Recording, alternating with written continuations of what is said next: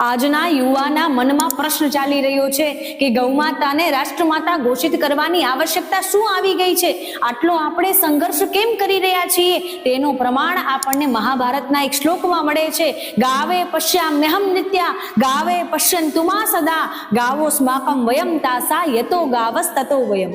અર્થાત હું સદા ગૌઓના દર્શન કરું. ગૌમાતા સદૈવ પોતાની દિવ્ય દ્રષ્ટિથી પોતાની કૃપા દ્રષ્ટિ આપણા પર બનાવી રાખે. અને ગૌમાતા આ પૃથ્વી પર બિરાજમાન છે, ગૌમાતાનું અસ્તિત્વ આ પૃથ્વી પર છે તો જ મારું અસ્તિત્વ છે. યતો ગાવસ તતો વયમ. યદી ગૌમાતા બિરાજમાન છે તો જ હું જીવિત છું. યદી ગૌમાતા સુરક્ષિત છે તો જ હું સુરક્ષિત છું. એવો ભાવ સદૈવ દરેક મનુષ્યના મનમાં હોવો જોઈએ.